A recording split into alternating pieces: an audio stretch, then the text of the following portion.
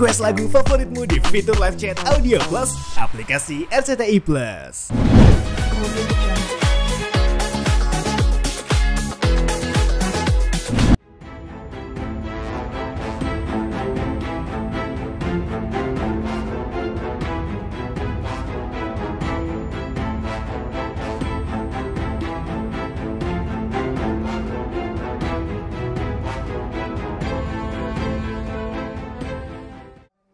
Alhamdulillah udah sidang belum ya, sebenarnya kadang-kadang banyak yang nyelamatin, aduh selamat udah lulus gitu ya. Ini lulus tahap awal-awal ya gitu, karena perjalananku masih ada penelitian dan lain-lain, sidang terbuka, sidang tertutup, jadi masih ada, insya Allah kalau memang diberi kelancaran gitu, mudah-mudahan 1 tahun lagi bisa selesai.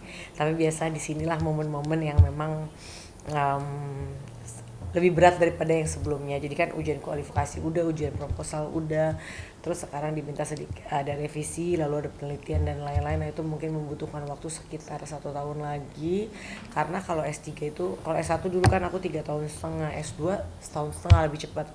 S3 itu kalau lancar banget aja ya 3 tahun ya, 3 tahun kurang lah gitu. Tapi kalau misalnya nggak, ya sedikit ada mundur-mundur tuh pasti udah biasa lah gitu. Ada temanku sampai 4-5 tahun, tapi aku pengennya sih cepet bisa selesai, karena kan balik lagi buat aku yang memang punya kesibukan lain, ada ngurus anak, ngurus suami, ngurus kerjaan dan lain-lain, otomatis tidak mudah gitu. Tapi ya aku punya support yang luar biasa, support system dari suami, anak, cucu, semua. Jadi keluarga besar juga support, jadi alhamdulillah bisa teratasi lah gitu, masih bisa.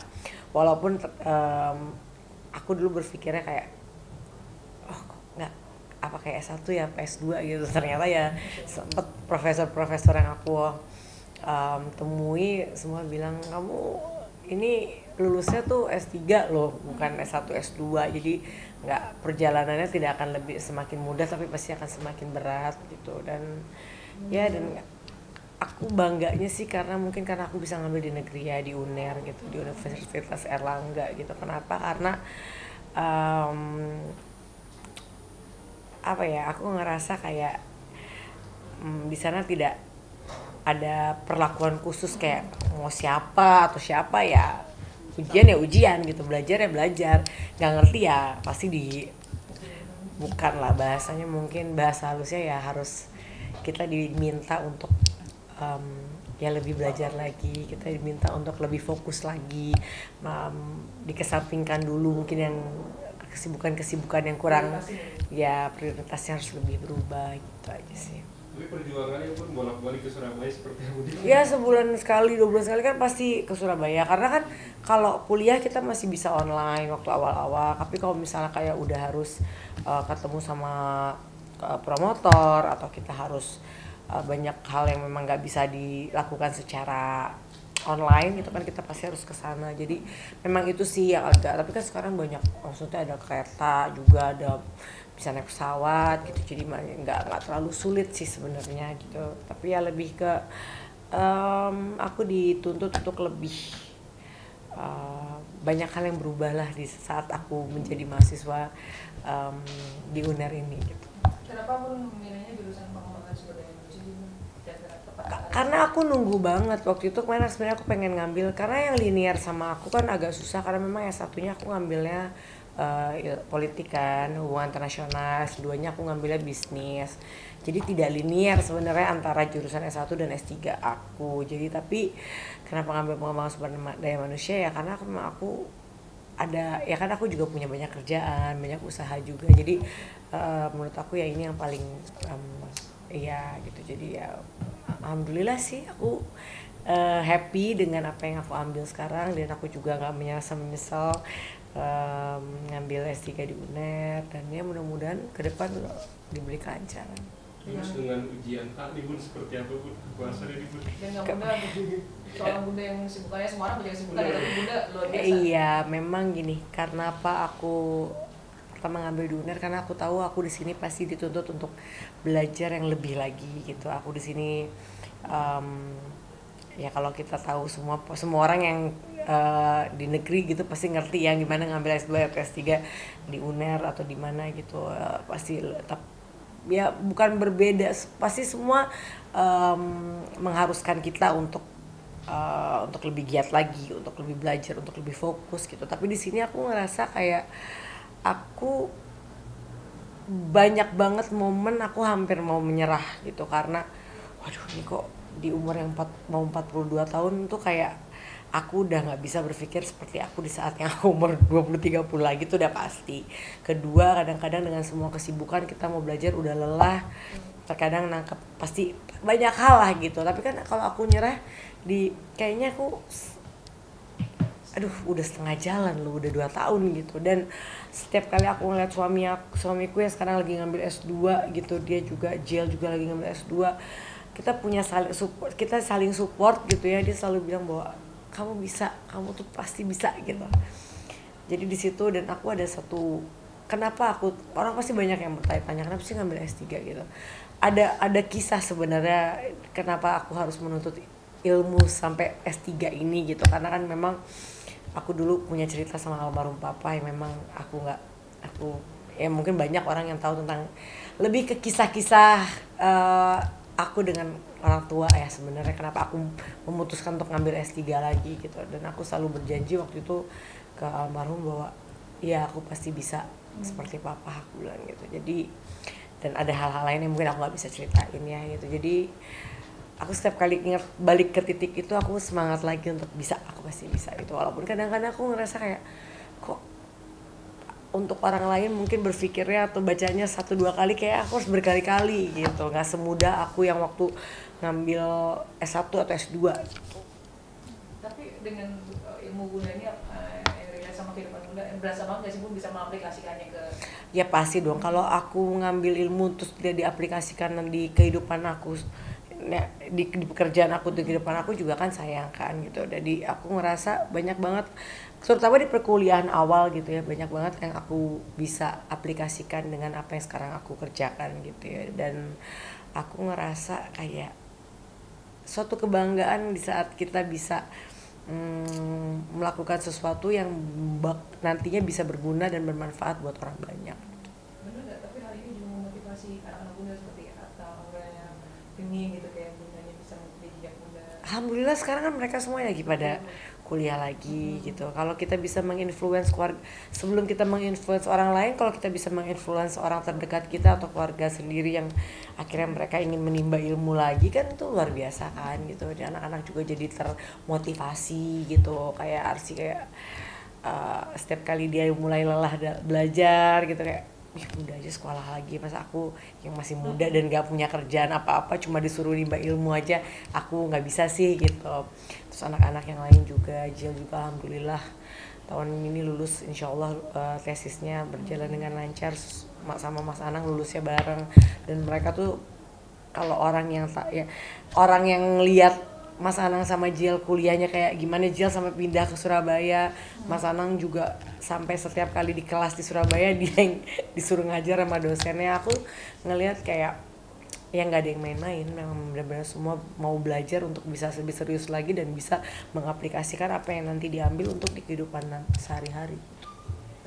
Bun, kemarin sampai nggak sempat nonton Lee Min Ho nih Bun, karena iya. Seperti apa tuh Bun? Udahlah lu, udah Lee Min Ho lu nggak bisa diketemuin, udah habis. Di satu sisi aku masih punya jiwa dan sisi-sisi yang apa ya, aku nggak mau juga terlalu serius, maksudnya kayak kadang-kadang kan kita punya mau healing ya gitu, di tengah kelelahan kita belajar, di tengah kelelahan kita bekerja, masih ada jiwa-jiwa yang pengen healing yang apa ya kayak aku suka nonton K-drama atau aku suka dengan aktor-aktor Korea gitu. Tapi ya kalau emang nggak bisa ya bukan sesuatu hal yang harus dilakukan, urgensinya kan bukan seperti itu juga gitu, bisa lihat di sosmed juga gitu. Jadi ya udahlah, nggak apa-apa, yang penting kemarin berjalan dengan lancar dan sekarang aku lagi revisi dan mulai ke penelitian. Kalau sampai lancar sampai hari sudah insyaallah amin, kapan tuh kira-kira target? Akhir tahun depan ya. Kalau akhir tahun lancar ya, kalau lancar akhir tahun depan dong.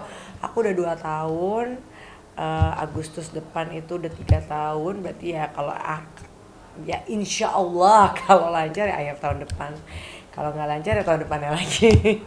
Ya nggak menggebu-gebu juga kayak karena aku mau balance juga ya, artinya juga aku selalu bilang ke dosen-dosen aku, bukan maksudnya ke promotor dan co-promotor aku, bahwa aku juga masih ada kerjaan, aku juga masih punya anak yang kecil-kecil, aku punya cucu, aku mau balance aja semuanya gitu. Jadi aku tetap bisa mengikuti, tapi aku ibaratnya nggak kayak wah harus begini gitu.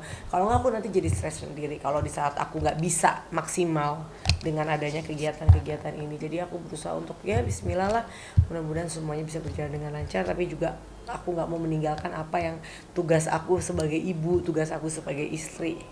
Bun, setelah S3 ini bener nggak sih katanya udah ada yang lagi pengen berangkat haji tahun ini, bener nggak sih Bun? Setelah ketunda tahun Oh enggak dong, pengen... bukan ketunda tahun lalu, salah. Aku haji itu dapetnya di 2000, kan aku daftar haji pakai jalur ONH ya. Aku daftar di 2017, berarti udah 8 tahun ya. Aku dapetnya di 2026 harusnya, bukan tahun ini. 2026 tuh tahun depan kan.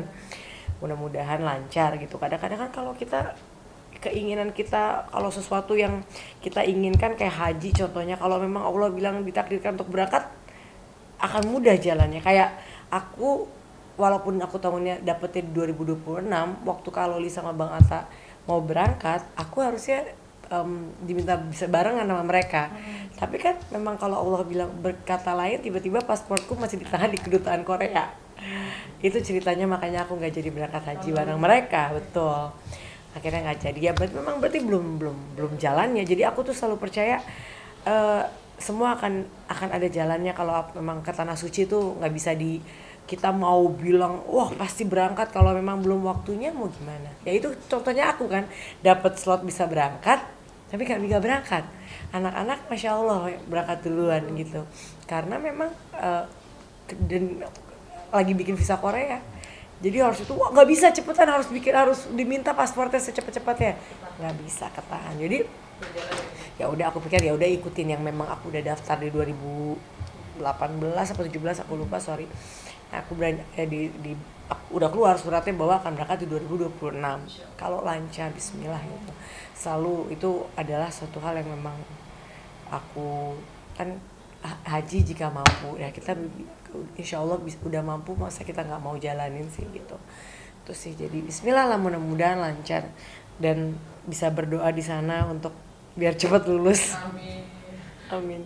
Dan ini kan satu keluarga mengutamakan pendidikan dan masalah juga lagi juga seperti apa mungkin Bu?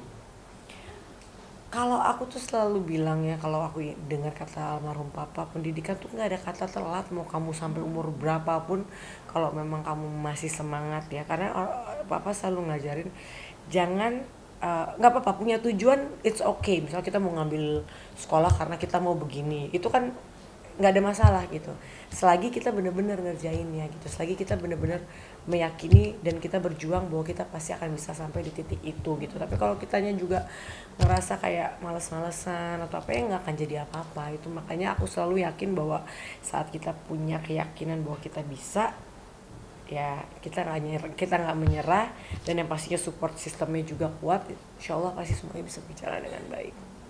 Keluar dari konteks sedikit soal cucu nih, Amina dan Azura, yang katanya kalau pengen nambah anak lagi cowok karena jealous punya kedekatan anak-anaknya sama papanya. Iya dong, udah pasti namanya mau nambah anak, mau nambah apapun itu kan udah menjadi scope-nya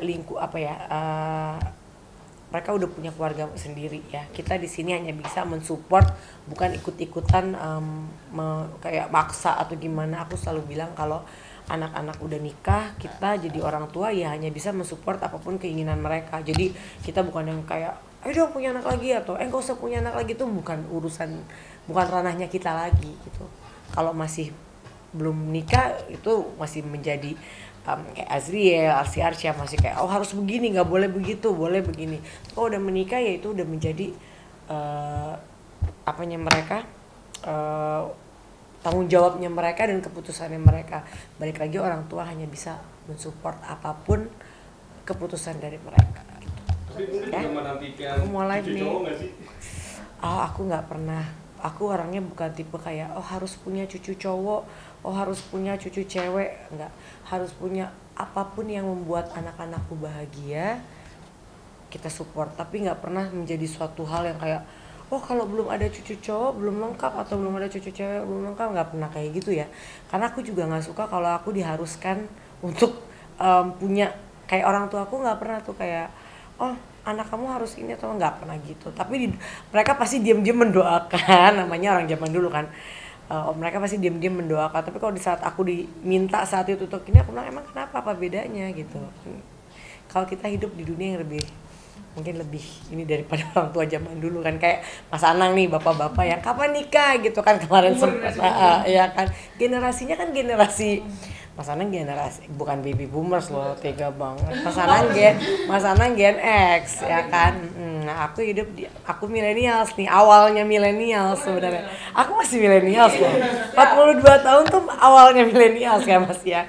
Jadi aku udah di generasi yang mungkin kayak bagi aku itu nggak terlalu penting gitu, pernikahan, punya anak atau apa itu tanggung jawab masing-masing.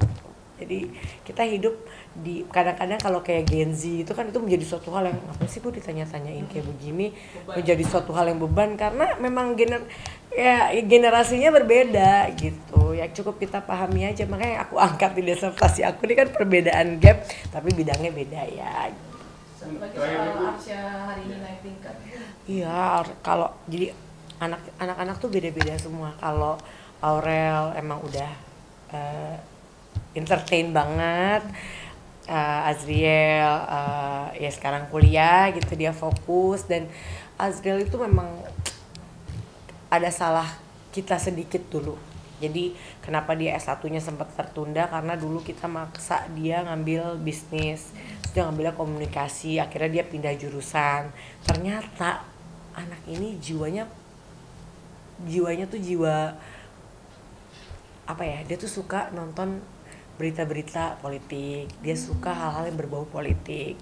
Makanya pas udah tahu gitu aku udah S2 nggak usah deh ngambil bisnis, udah kamu karena emang nontonnya begitu-begitu kan, kamu fokus di yang kamu suka. Nah ini dia suka nih, makanya dia ambil sampai apapun yang maksud sampai harus pindah ke Surabaya dan lain-lain dia lakukan karena memang effort, karena dia memang suka dengan apa yang dia lakukan sekarang gitu. Jadi alhamdulillah gitu. Nah yang Arsy udah lah nyanyi, dia udah ini banget. Yang Arsya olahraga apapun yang misalnya kayak pedal dia cepet bisa, badminton dia cepet bisa, bola, basket, taekwondo, pokoknya apapun yang berbaunya fisik gitu cepet dia. Oh jadi setiap anak, tapi kadang-kadang kayak gitu tuh berubah ya. Kita tuh nggak bisa bilang oh nih anak jagonya ini, kayak Mas Anang bilang tadi pas aku ngomong kayak gitu, kita kan selalu berdebat. Jadi Mas Anang tuh teman aku berdebat, teman aku ngobrol apapun itu sama dia. Kayak tadi kita ngobrol pas kayaknya harusnya begini dia bilang enggak, aku tuh dulu jago banget main sepatu roda, aku tuh dulu jago banget main motor-motoran, tiba-tiba aku SMA sukanya nyanyi gitu. Jadi nggak bisa dipukul rata bahwa oh anak suka ini lantas dia akan jadi ini gitu. Siklus dari SD, SMP, SMA tuh pasti berubah-berubah.